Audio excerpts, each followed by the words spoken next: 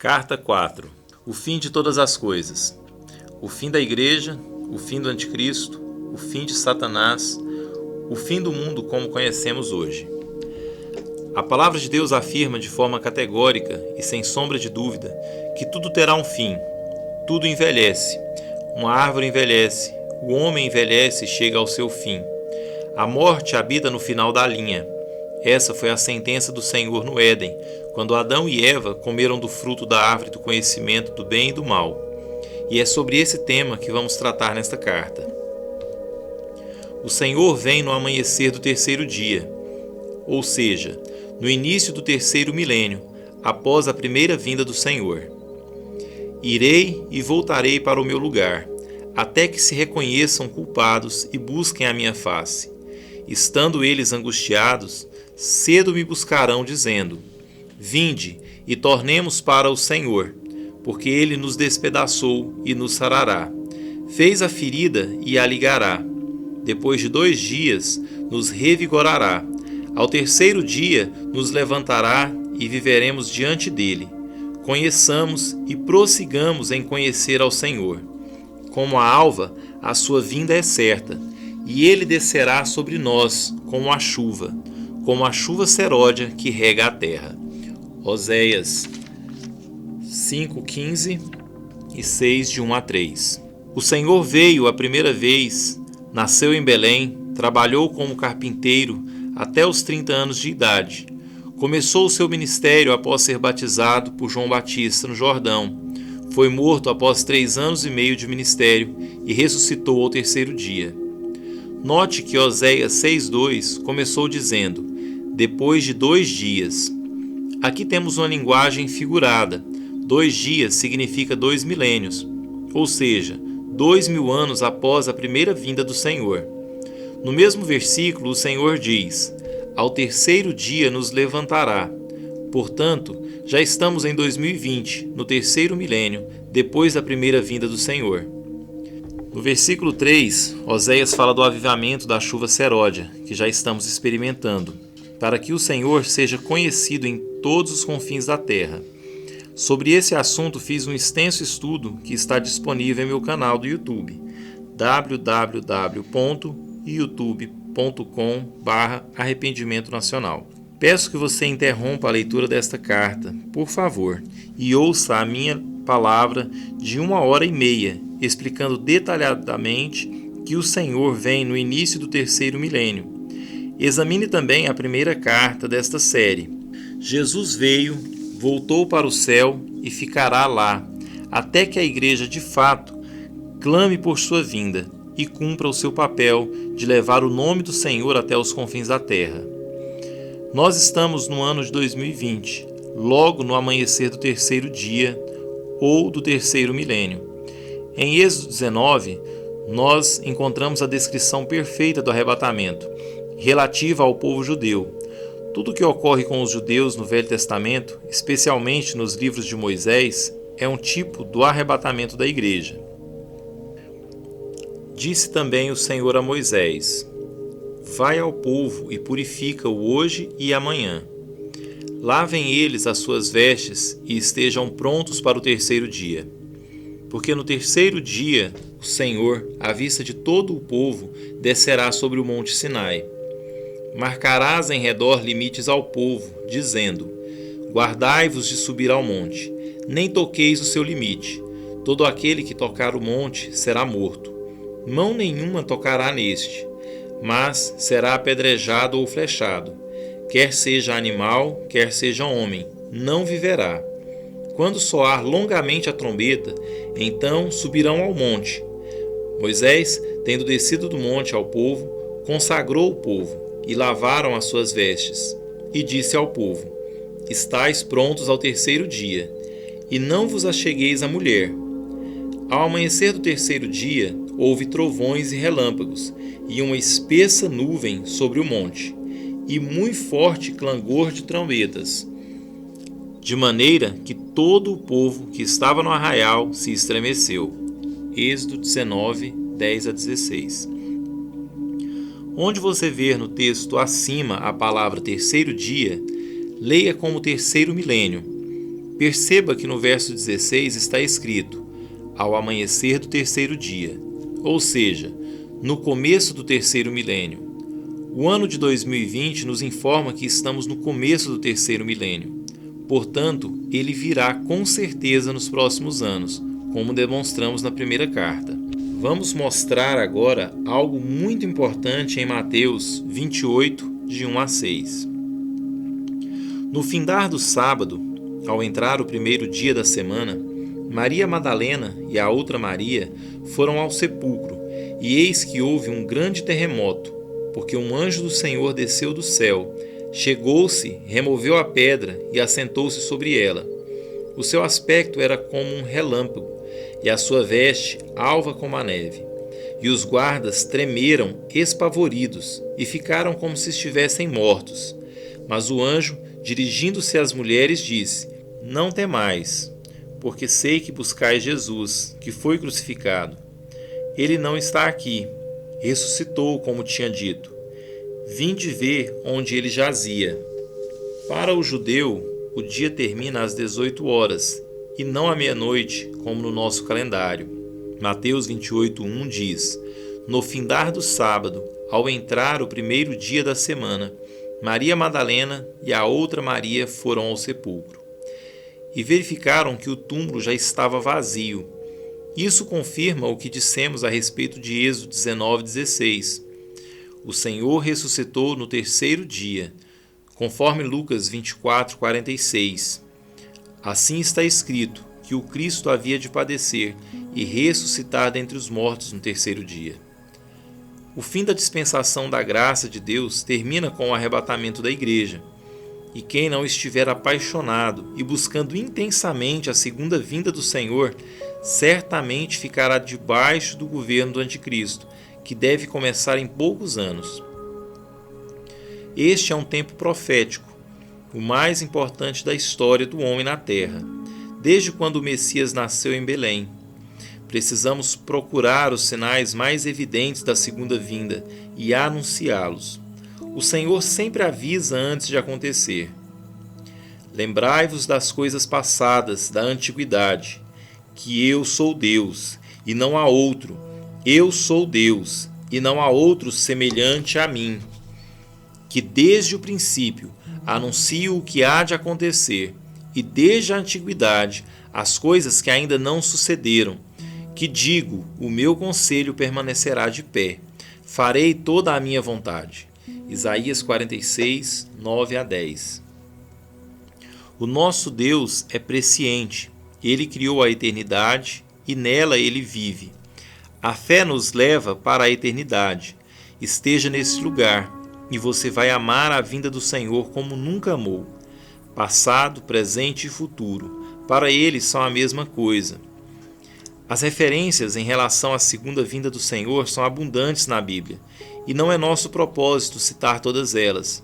No entanto, queremos mostrar que o arrebatamento deverá ocorrer antes de 2028. Já examinamos esse assunto com mais detalhes na primeira e terceira carta. Examine com atenção 2 Pedro 3, 10 a 13. No verso 12, Pedro fala: esperando e apressando a vinda do Senhor. Ora, se podemos apressar, podemos também atrasar a vinda do Senhor. E isso tem acontecido na história da igreja. A profecia de Abraão em Gênesis 15:13, dizendo que o cativeiro duraria 400 anos, não se cumpriu literalmente, visto que o povo só foi liberto depois de 430 anos de cativeiro. Êxodo 12:40. Ora, o tempo que os filhos de Israel habitaram no Egito foi de 430 anos. No entanto, os sinais de que ele vem agora são tão evidentes que é praticamente impossível que ele não venha na data acima citada. Há algumas expressões na Bíblia que você precisa conhecer, porque elas vão lhe ajudar na interpretação dos textos proféticos. São elas: naquele dia, dia do Senhor, dia da ira, últimos dias, dia de Deus. Essas expressões falam ou da grande tribulação ou do milênio, ou ambos. Falam, portanto, do fim. Anote na sua Bíblia toda vez que uma dessas expressões surgir, especialmente no livro dos profetas. Assim você entenderá o que estou dizendo. Vou dar 3 exemplos para termos uma ideia da importância dessas palavras no entendimento do texto bíblico, que pode estar dirigido aos judeus, aos gentios ou à igreja. O primeiro exemplo está em Isaías 2, de 2 a 3. Nos últimos dias acontecerá que o monte da casa do Senhor será estabelecido no cume dos montes e se elevará sobre os outeiros. E para ele afluirão todos os povos. Irão muitas nações e dirão: Vinde e subamos ao monte do Senhor e à casa do Deus de Jacó, para que nos ensine os seus caminhos e andemos pelas suas veredas. Porque de Sião sairá a lei e a palavra do Senhor de Jerusalém. A palavra mostra que no milênio toda a terra será governada pelos judeus e o Senhor Jesus estará habitando em Jerusalém. O segundo exemplo está em Isaías 13, 9 e 10. Eis que vem o dia do Senhor, dia cruel, com ira e ardente furor, para converter a terra em assolação e dela destruir os pecadores. Porque as estrelas e constelações dos céus darão a sua luz. O sol, logo ao nascer, se escurecerá, e a lua não fará resplandecer a sua luz. E o terceiro exemplo, em 1 Tessalonicenses 5:2. Pois vós mesmos estáis inteirados com precisão de que o dia do Senhor vem como ladrão de noite. Vamos agora dar mais um passo para entendermos alguns textos que identificam muito bem o fim. Examine Mateus 13:39. A ceifa é a consumação do século. Essa expressão claramente fala do fim de uma época. No Monte das Oliveiras achava-se Jesus assentado quando se aproximaram dele os discípulos, em particular, e lhe pediram: Dize-nos, quando sucederão estas coisas, e que sinal haverá da tua vinda e da consumação do século? Mateus 24:3. A Bíblia explica a Bíblia. Essa é a principal regra de interpretação. Nesse texto, os discípulos fazem 3 perguntas ao Senhor. Quando sucederá essas coisas? Que sinal haverá da sua vinda? E a consumação dos séculos? Note que nos capítulos 24 e 25, o Senhor vai responder às 3 perguntas, e todas elas nos ensinam sobre o fim. Aquele, porém, que perseverar até o fim, esse será salvo. E será pregado este evangelho do reino por todo o mundo, para testemunho a todas as nações. Então virá o fim. Mateus 24, 13 e 14. A Bíblia fala de 3 evangelhos: o evangelho do reino, o evangelho da graça e o evangelho eterno. Embora a salvação só ocorra pelo sangue de Jesus, cada um dos evangelhos aponta uma maneira diferente de alcançá-la. No entanto, todos eles, a Bíblia exige a permanência na fé. Se é que permanece na fé, alicerçados e firmes, não vos deixando afastar do evangelho que ouvistes e que foi pregado a toda criatura debaixo do céu, e do qual eu, Paulo, me tornei ministro. Colossenses 1:23. E odiados de todos sereis por causa do meu nome, mas aquele que perseverar até o fim, esse será salvo. Mateus 10:22. E será pregado este evangelho do reino por todo o mundo, para testemunho a todas as nações. Então virá o fim. Mateus 24:14. O evangelho do reino começa com os ensinos de Moisés, quando ele instituiu a lei, e vai até João Batista. Veja Lucas 16:16. A lei e os profetas vigoraram até João. Desde esse tempo vem sendo anunciado o evangelho do reino de Deus, e todo homem se esforça por entrar nela. Este evangelho do reino teve o seu fim quando os judeus crucificaram o Senhor Jesus. Logo em seguida, em Atos 2, inicia-se o Evangelho da Graça, que prevalece até o arrebatamento da igreja. Depois da segunda vinda, ou seja, no final da grande tribulação, o Senhor Jesus estabelece o milênio, durante o qual o Evangelho do Reino volta a ser pregado. Lembrando que, após o arrebatamento da igreja, os 144.000 mencionados por João em Apocalipse 7 assumem novamente como titulares, como representantes de Deus em toda a terra.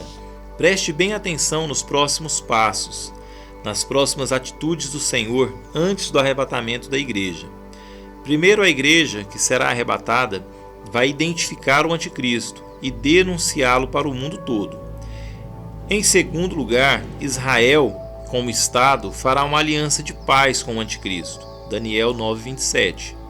O anticristo fará firme aliança com muitos por uma semana, 7 anos. Na metade da semana fará cessar o sacrifício. O anticristo quebrará a aliança e fará cessar a oferta de sacrifício e a oferta de manjares. Sobre a asa das abominações virá o assolador, até que a destruição, que está determinada, se derrame sobre ele. Observe que a aliança do anticristo com os judeus, o Estado de Israel, fará com muitos e não com todos, porque 1/3 dos judeus seguirá o Messias. Zacarias 13, 8 e 9. Em toda a terra, 2/3 dela serão eliminados e permanecerão. Farei passar a 3ª parte pelo fogo e a purificarei como se purifica a prata, e a provarei como se aprova o ouro. Ela invocará o meu nome, e eu a ouvirei. Direi, é meu povo, e ela dirá, o Senhor é o meu Deus.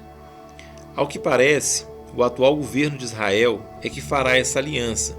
Vamos aguardar os próximos acontecimentos.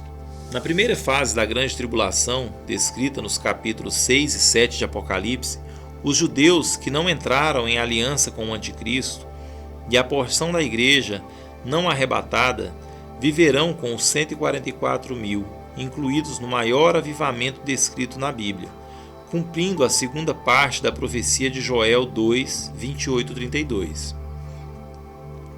E acontecerá, depois que derramarei o meu espírito sobre toda a carne, vossos filhos e vossas filhas profetizarão, vossos velhos sonharão, e vossos jovens terão visões. Até sobre os servos e sobre as servas derramarei o meu espírito naqueles dias. Mostrarei prodígios no céu e na terra, sangue, fogo e colunas de fumaça. O sol se converterá em trevas, e a lua em sangue, antes que venha o grande e terrível dia do Senhor. E acontecerá que todo aquele que invocar o nome do Senhor será salvo, porque no monte Sião e em Jerusalém estarão os que forem salvos, como o Senhor prometeu, e entre os sobreviventes, aqueles que o Senhor chamar. É importante notar que nem tudo o que está descrito ocorreu em Atos 2. O derramamento do Espírito que ocorre com os judeus e a segunda fase dessa profecia, descrita acima, ocorre também com os judeus. Agora, examinemos com cuidado Apocalipse 7:9.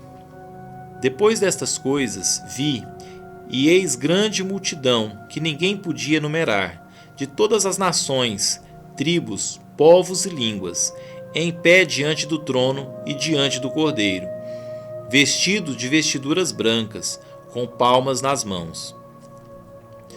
Esse texto nos mostra quão assombroso será o avivamento com os 144.000. Em 3 anos e meio, eles evangelizarão todas as nações, tribos, povos e línguas da terra. O Senhor escolherá 12 de cada uma das 12 tribos de Israel para assumirem essa função, ou seja, serem os procuradores de Deus na terra. Isso ocorrerá na primeira fase da grande tribulação. Veja a pergunta de um dos 24 anciãos no versículo 13 desse capítulo. Quem são estes e de onde vieram? No versículo 14, o próprio Senhor Jesus responde: são esses que vieram da grande tribulação, Lavaram suas vestiduras e as alvejaram no sangue do Cordeiro. Nos meus cadernos mais antigos, eu falei desse segundo Pentecostes muitas vezes, na certeza de que ele aconteceria com a igreja. Sonhei com ele, estudei os grandes avivamentos da igreja depois de Pentecostes. Só que o avivamento que eu esperava não aconteceu. Hoje, muitos pastores no Brasil e no mundo estão buscando esse avivamento que eu busquei por mais de 20 anos. Nessa busca intensa, alguns se desviaram por um pensamento pós-milenista que conduz a igreja para um buraco muito profundo e sem fim. A igreja romana caminhou muito bem durante os primeiros séculos do cristianismo e depois se perdeu totalmente no pós-milenismo. Fui estudar melhor Joel 2, comparando com Apocalipse 7, onde em 3 anos e meio os judeus e a igreja que não subiram no arrebatamento farão muito mais do que o último século da igreja na terra. Fazendo esse exame, entendi que para suportar a fúria do anticristo, seria necessário um avivamento desse porte, ou seja, o segundo Pentecostes, que só acontecerá depois do arrebatamento da igreja. O que aconteceu com a igreja no último século foi que os pastores começaram a seguir uma teologia que alarga cada vez mais a porta, culminando com as heresias que vão crescendo e crescendo nos nossos dias.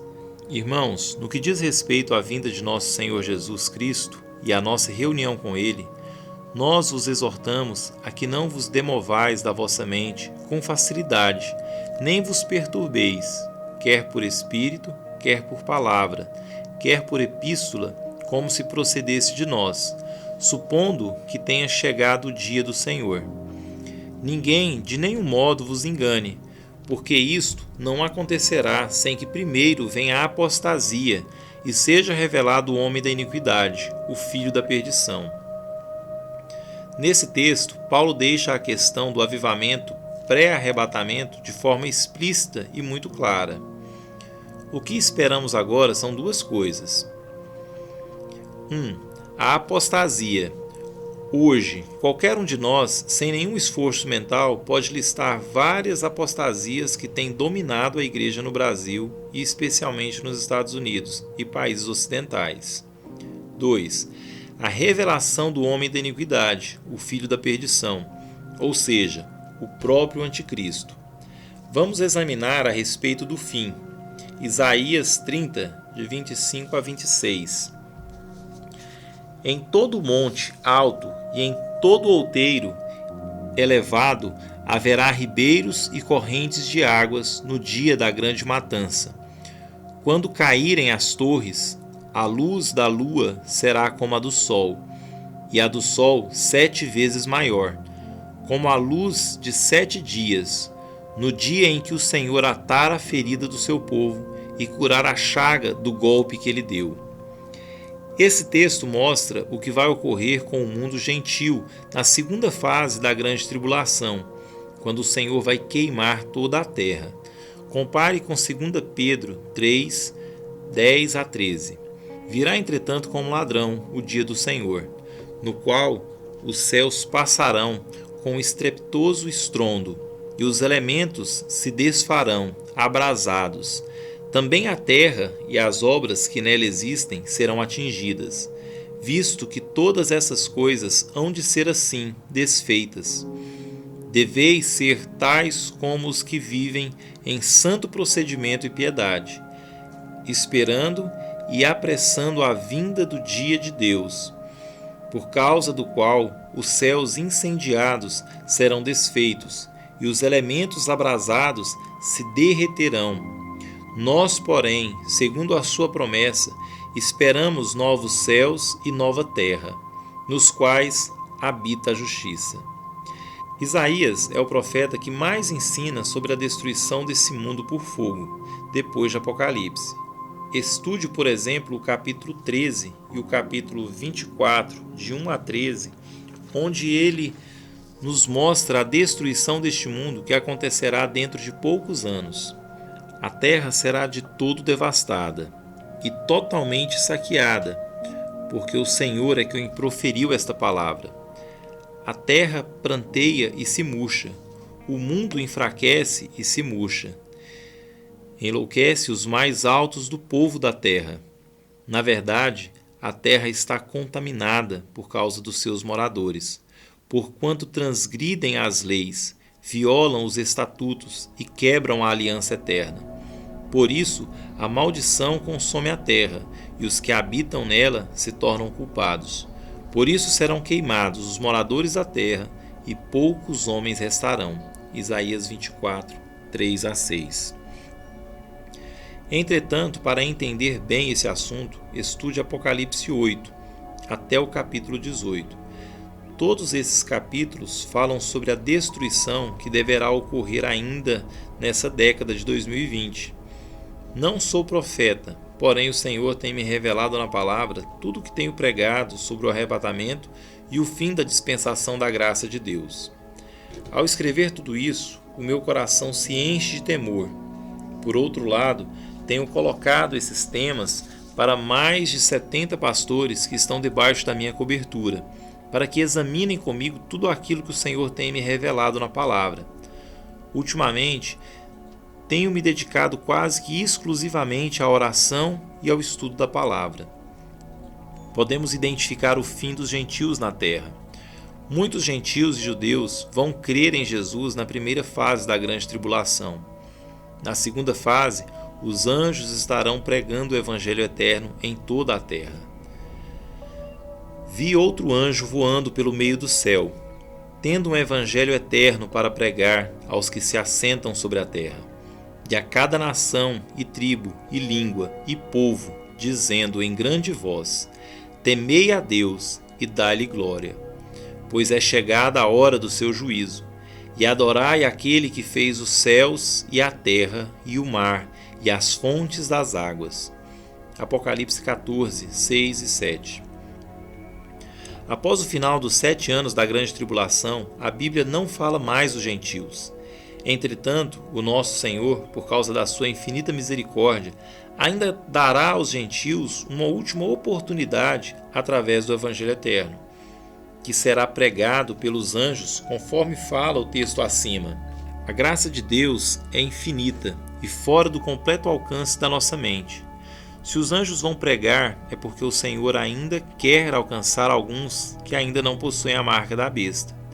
Dessa forma, muitos ainda serão salvos nessa pregação dos anjos e poderão chegar vivos, mas convertidos no final da tribulação. O milênio começa somente com pessoas convertidas. Em toda a terra, diz o Senhor, 2/3 dela serão eliminados e perecerão, mas a terceira parte restará nela. Farei passar a terceira parte pelo fogo, e a purificarei como se purifica a prata, e a provarei como se prova o ouro. Ela invocará o meu nome, e eu a ouvirei. Direi, é meu povo, e ela dirá, o Senhor é meu Deus. Zacarias 13, 8 e 9.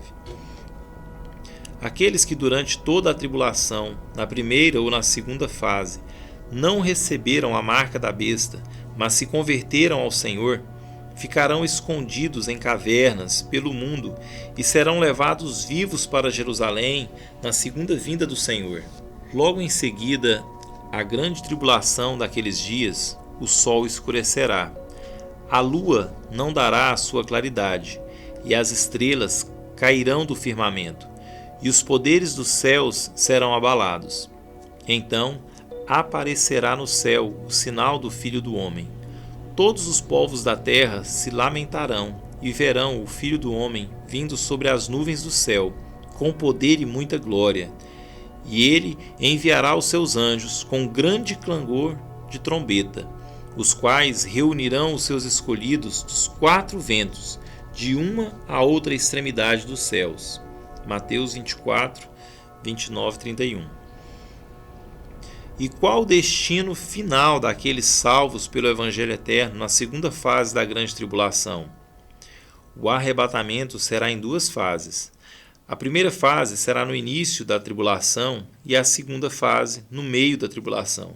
Só que existe um terceiro momento, no qual a Bíblia não fala de arrebatamento, mas fala de ressurreição. No final do milênio haverá uma ressurreição. Os restantes dos mortos não reviveram, até que se completassem os 1000 anos. Esta é a primeira ressurreição. Apocalipse 25. Fica entendido claramente que os que morreram salvos na segunda fase da grande tribulação e no milênio ressuscitarão no final do milênio. Pastor José Rodrigues.